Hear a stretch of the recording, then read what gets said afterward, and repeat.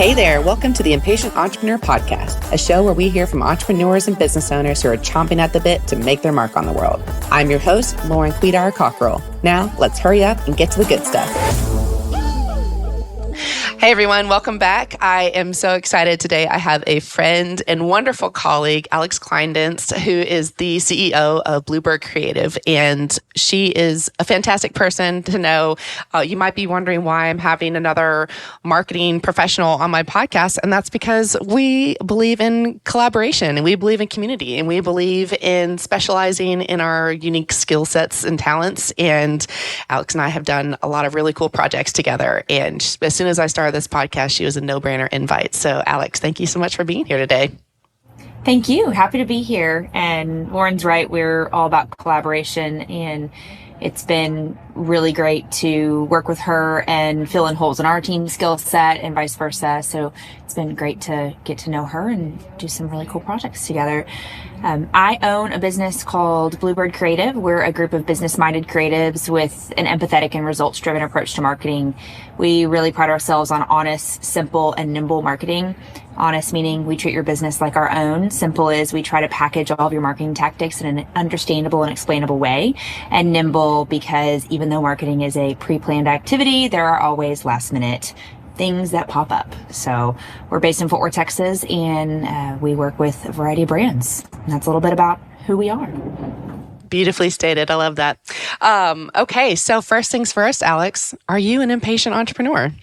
Yes. So I am a third generation entrepreneur, and I've watched family businesses throughout my life in the highest of highs and the lowest of lows. And what I've realized is that entrepreneurs are inherently impatient.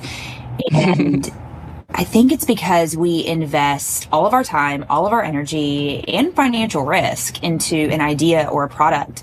And we have this vision for the future that we simply will not stop until we reach that vision and we realize that vision. And as a result, we live in this constant state of discomfort where we're waiting to have that vision come to life, waiting for that project to become a reality. So we're just inherently impatient. And so, for me personally, I've got 5-10-year goals for Bluebird, and I want them to happen now. It just takes time. And dedication. So for me, I would say my impatience looks like drive. It looks like Saturdays sitting on the couch while my daughter naps, answering emails. It looks like evenings, happy hours missed with friends, working on vacation. Drive for me is my impatience to get to where I'm going.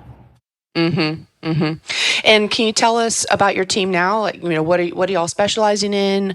What's sort of your ideal customer avatar? What does your business look like now versus what it looked like when you started? Because we started around the same time, maybe not day dot the same day, but really close birthing period. Yes, about 5 years ago, our businesses were born around the same time. Yes. Just being from an entrepreneurial family, working, I often worked with and saw presidents, C-suites, ops directors who really kind of viewed marketing as this thing that's full of fairy dust, and it's just expense. And I realized that marketing had a really bad rep, and it didn't have to be that way. And gone are the days, the Don Draper days, where you'd sit around a boardroom and come up with the quippy headline and a really cool ad, and you just hope that it would work. And you really had no data to back it up and say, yes, this works. This is contributing to sales, and this is really good ROI for your investment. So we really had to become strategic in the last 15, 20 years. So when I founded Bluebird, it was out of that need in the DFW area for a honest, simple, nimble marketing solution. Truthfully, it was where are the clients? They may have been in business for 2 years. They may have been in business for 70 years, but they're looking for a marketing partner that can speak to them on a level that understands them and they understand us, that is pre-planned, but they know that it's, there are those last minute things, and that's looking for a relationship. We often work with companies. We specialize more in B2B, and we work with companies that are really looking for a fractional marketing partner. So we typically work with companies and say, and they may have an internal marketing team of one or two, but it's mostly we're doing the social media management, we're doing the paid digital, we're doing the graphic design, we're planning their marketing strategy and executing the marketing strategy for them on their behalf, and really we become an extension of their team.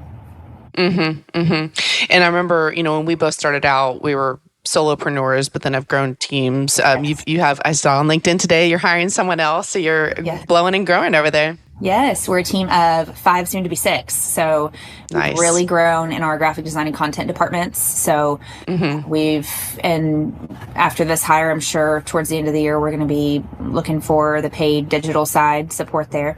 But yeah, when I started, it was me and my dog. So I guess if you include him, Jax, he really makes our 7th employee. Longest tenured and most loyal, that's for sure. But it was just me. And maybe arguably cutest. Exactly. Arguably the cutest. He just loves going around the office and getting treats and sleeping in people's laps. It's great. It's great stressful around here. Yes, exactly. But when I started, it was just me, and I really had this vision for a holistic marketing company that was able to meet those needs. And I really didn't assign a number of employees or a size of business to it. I just had a vision of, I really would like to provide this service to initially it was just Fort Worth community, but we do have clients outside of Fort Worth now. And I've always worked towards that vision. Yeah. Well, I mean, from the sidelines, I've watched you really become a powerhouse, and it's a thrill for me to watch another woman succeed, and I love cheering you on and getting to work with you when the time's right. Yeah. So how do you fuel yourself up? How do you feel that drive? Do you listen to audiobooks, podcasts? Do you read? What kind of things keep you on the leading edge of your industry? Yeah. So as an entrepreneur, it is super easy to reach that stage of burnout. And I think personally, before I had my daughter, I was a professed workaholic, and you'd find me working pretty much 24/7 on something, tweaking a campaign, working on a proposal, answering emails, what have you. And so I have experienced burnout in my career and in my entrepreneurial career for sure. And what I've kind of found is I have 2 buckets that I have to fill up. I have to fill up my personal bucket, which is time spent with family and friends. It is going to dinner with some friends of ours. It's going out to see my grandparents in Mineral Wells in the middle of nowhere because I just need to get out of the city. And that's what fills my personal bucket up. And then my professional bucket, it's filled up with, I love podcasts, and I love listening to business podcasts, creative podcasts. 2 of my favorites right now actually have been favorites for a long time. How I Built This is probably one of my favorite podcasts.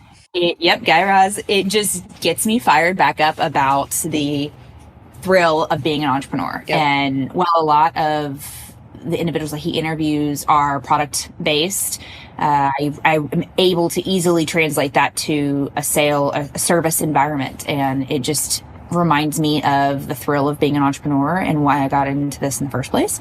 And then another one's Build a Better Agency.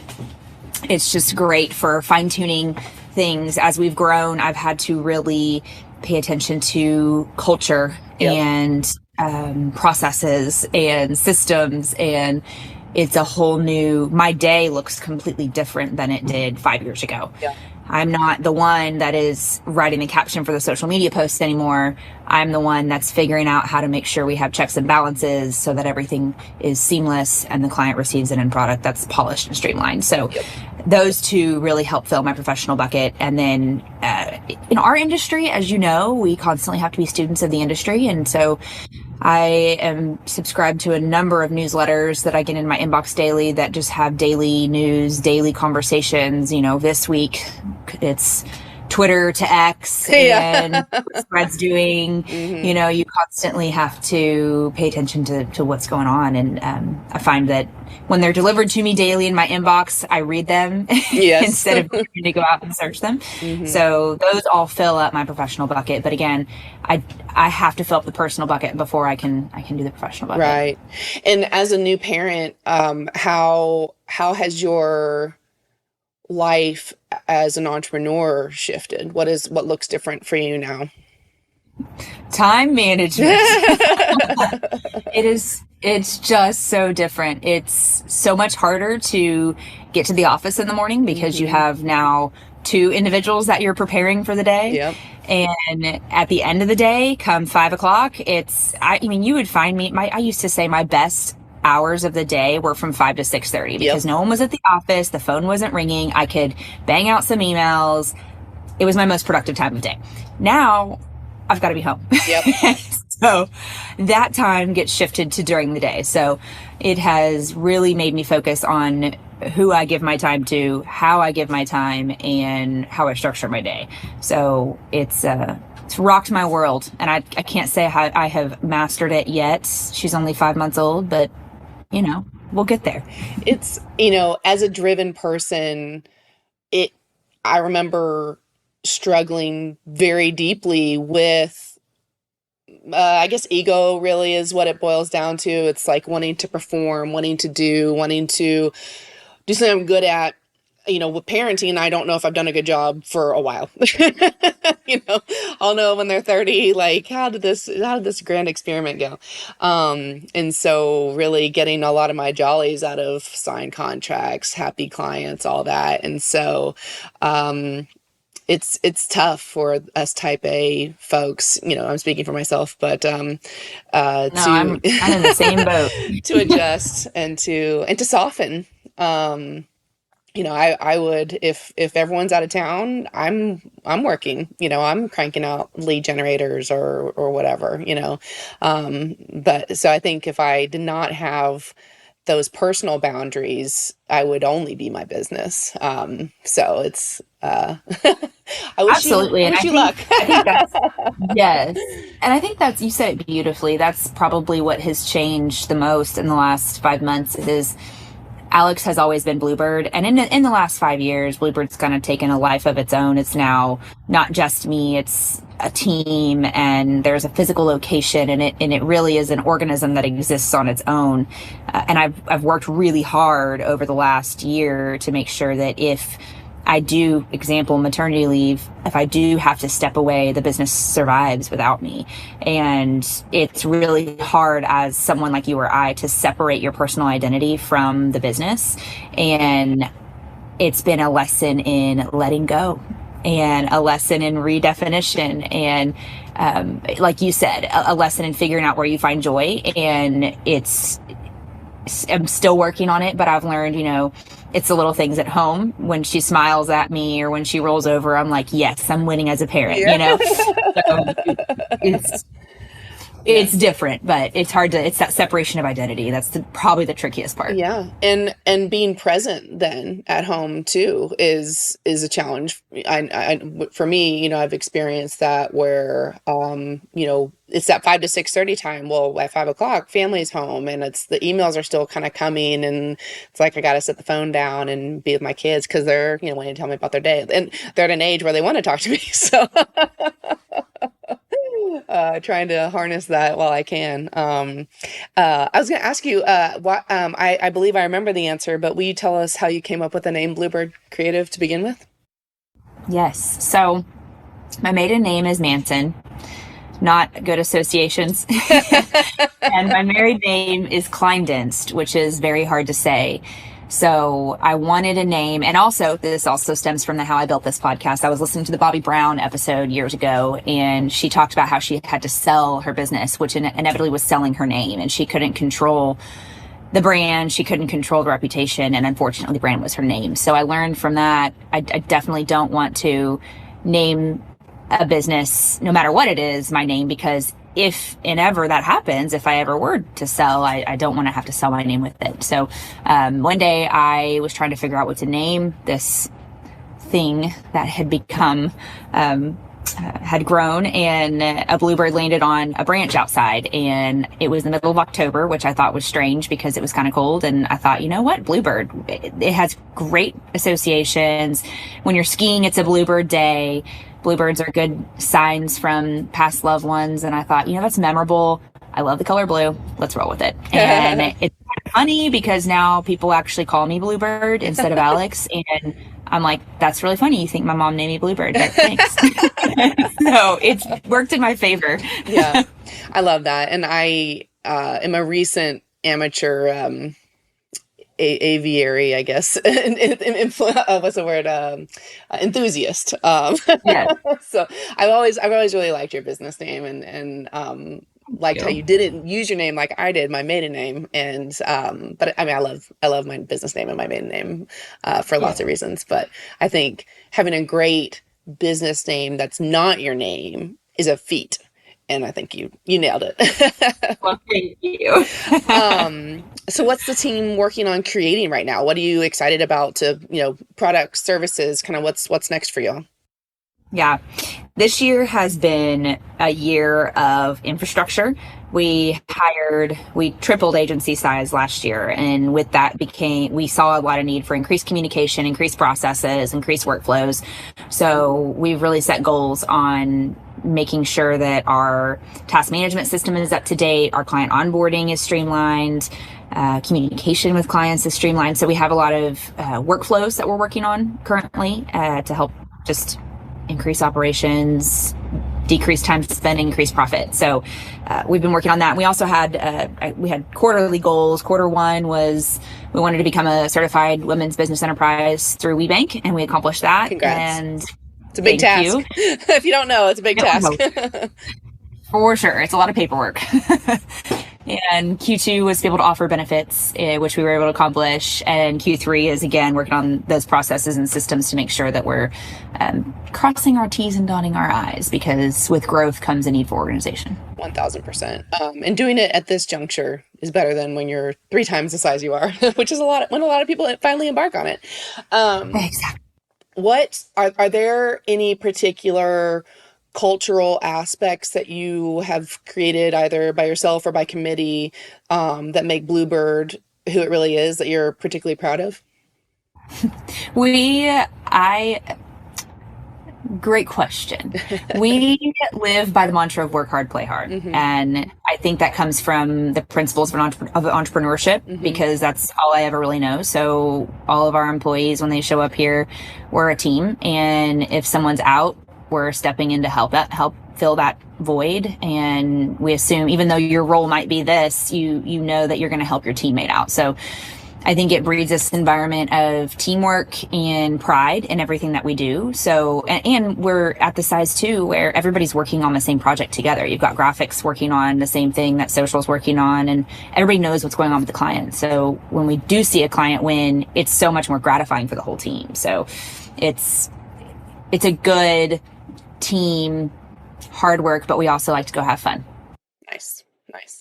What are you most impatient about right now? Probably our processes and systems. I hear it. We've been working on them for a couple months now, and it's now we're now at the point of rolling them out. So it's getting clients used to it, getting our team used to it, making sure it doesn't slow down our efficiency. And so it's a hurdle that's looming in front of us now that they're all ironed out, that I'm impatient, anxious, and excited all in the same token to roll out and get going. Yeah. We are shoring up some processes ourselves right now. Also, operational excellence, automation. Also, it's like if it doesn't require heavy lifting, let's not expend that effort. How can we use automation to our benefit? And then we're actually switching our project management software right now to hopefully give us some more flexibility and things. But I'm with you. Yeah. I'm with you. I'm ready for that baby to be born. Yeah, that's a lift. So have you experienced anything in your professional life that, when it happened, you're thinking this is the worst thing that's ever happened to me. I'm never going to recover from this. I cannot believe this has happened. But then ultimately, with hopefully an abundance mindset, turned out to be maybe the best thing. I think I'm going to go with the obvious answer here, and that we both endured and survived the year of 2020. Yep. And it was, I remember the day, and I don't do PR. So I'm going to preface it with this. I remember the day, it was March 17th, 2020. Mm-hmm. I got a call from a client, and they unfortunately had to close all of their locations. They had 6 locations across the state, and I had no time. I had no time to reach out to you. I had no time we have to close, write a statement right now. And from that point until probably January 2021 is all a blur. Yeah. In the best of ways, though, because in that time frame, I think there were winners and losers during that time frame. And I think our industry, there was a huge win, because everybody realized that the only way to reach their target customers now is digital. And we had tons of new clients on board. We had existing clients deepen their relationship because they realized, I don't have in person anymore. I can't go, especially sales teams. So we did a ton of rebrands, ton of email automation journeys, tons of website redesigns, because they realized they weren't efficient for reaching their target audience. And it was a really great year for us, stressful, but we have not looked back. It's been a banner year. It's not, up until last year, it was our best year financially to date. Yeah. And also, outside, in the spirit of being a serial entrepreneur, I just growing up in a entrepreneurial family, I've always heard buy low, sell high, buy low, sell high. That's all that's been, as far as real estate and buying and selling companies. So, and part of it was a product that my husband moved home, and we cannot work in the same space. We've just decided. But I actually moved into and purchased an office space during that time. And what better time than when everybody's moving home to buy commercial office space? Yeah. So it was a great opportunity to do that. And so now I've kind of got a real estate bug and a marketing agency. Good for you. Bug. I didn't realize you had purchased that building. That's exciting. Yeah. It was like I said, opportune time to be able to do that. I've thought about that a few times. We're all remote. We've got team members around the country and things like that. So it makes the most sense for right now. But I do love office life, but I'm also a homebody. So it's, it's like a hybrid environment, maybe one day again. But we're just playing it as it lays right now for sure.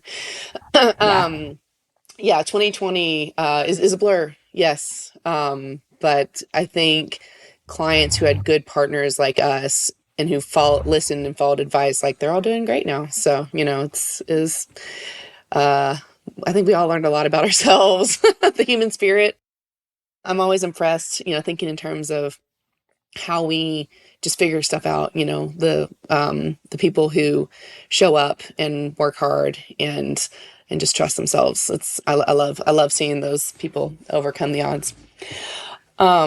Is there something growing up where maybe you heard as a criticism, or people would say, oh, you're too sensitive, or oh, you're too whatever, but now as a professional woman, you realize it's actually your superpower? Yes. I have a great anecdote. So when I was a kid, I was competitive dance. I specialized in ballet, and I had a ballet teacher on my last day of class give me a note after I graduated, just wishing me well. And in the note, it was a great, send off. But at the end, it says, I hope that you have the opportunity to stop and smell the flowers every once in a while. Oh. And I thought, what an odd comment. But what she saw in me was dedication, drive. Whenever I love something, whenever I'm passionate about something, I am all in. I am steam train moving forward, and I don't do anything halfway. And it's not just her that's made that comment. It's plenty of people who, when Alex does something, it's not just halfway. It's like you're getting the whole cake with all the icing and, So, but I think that's a testament of the drive that it takes to build a business and the dedication and the discipline. And it's also a weakness still, you do have to stop and smell the flowers every once in a while. I mean, or else there is burnout. But it's a blessing and a curse. Yeah, I hear that. Does your husband act as sort of a counterbalance for you there, or are you both super driven and you really have to kind of figure out how to slow each other down? We're both driven, unfortunately. He's better at stopping and smelling the flowers. He's better at saying, it's been a really crazy week. Let's just stay home, chill, and I think we need to go do this, or I think we need to go out to the lake for the weekend with some friends or family, because he fills up his tank the same way I do, with kind of retreating from city life and retreating from all the demands and just relaxing. That's good. I'm glad he is that for you then. Yes. Do you have a piece of advice that our listeners can take home right now to make their lives and or businesses stronger and better? Yeah, I think kind of going off physics, an object in motion is always going forward, right? And a business is the same way. If you're not progressing, if you're not actively making changes, it's stagnant, and stagnant is the death of business. So, and I've learned this from watching multiple generations of family members run businesses. If you get a moment where you're like, oh, I have everything under control, we feel great, nothing, everything's great, that is not good. You need to make a change, because there's something that's broken in your business. There's always new business to go out and get. And so that constant dissatisfaction or discomfort with, we need to continually improve, is a good thing. And it's not to say you can't recognize the moments and the milestones. It's we've achieved the milestone. Okay, now what's the next milestone? So constantly be improving and looking for ways to optimize and make your business better. Yeah, I was at a class the other day, and I've been grappling with optimizing the business and what's enough, like what's ego, what's greed, what's serving the team and the clients, and just kind of having that philosophical conversation in my mind this year. And, I was sort of thinking, okay, well, maybe quote unquote is enough, and then at that point, I don't know what will happen, but we'll see. And, thinking long term, like what does exit look like and all that. And I heard this coach say, yeah, I mean, you might want to reach a certain point and stop, but once you stop, you die. It might not be a quick death, but there's, you can't just stay somewhere. There's nothing just stays. It's up or down ultimately. So I think that's good advice. You got to be doing something, improving something. It can margins be worked on? Can it be growth? Something in that, just like never stop moving, for sure. Exactly. That aligns with the impatience, right? Like it's you're constantly uncomfortable and impatient with where you're at, and it's not a negative. I think it's to our benefit. Yeah. I have interviewed some folks who said they are not impatient. Personally, they are impatient, but with their business, I guess they recognize more patience. I don't know. I still love them. But the impatient people are my people, for sure. Yes. So where can people find you or connect with you, do business with you? Tell us the things. Yeah, so anyone can check out our website. It's bluebirdcreativeco.com, and we're located in Fort Worth. Our office is in Fort Worth, so if you are local to the DFW area, happy to set up an in-person meeting, and we're ready to chat with anybody about their marketing needs. Maybe we can work on our next project together. Yeah, we would love to. Great. I think we make a really wonderful professional collegial team. I think we see I feel like we really see our strengths as women and entrepreneurs and our skill sets, and so I always jump at the chance to get to work with you, so thank you. And thank you for coming on today. I'm so proud of everything you've accomplished in your business, seeing your little daughter now, and just sky's the limit for you and Bluebird. I know. The amount of puns that are there are plentiful. Yes, exactly. All right. Thank you, Alex. Thank you.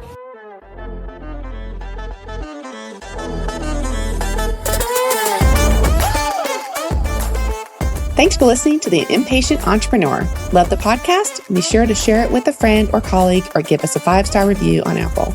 You can also chat with us on Instagram or Facebook at The Impatient Entrepreneur Pod. Want to star on a future episode? Head over to theimpatiententrepreneur.com to inquire. Thank you to the team at Quidar & Co. for believing in me and bringing this podcast to life. And thank you to Carson Childers for mixing and editing this episode. Can't wait to see you next time.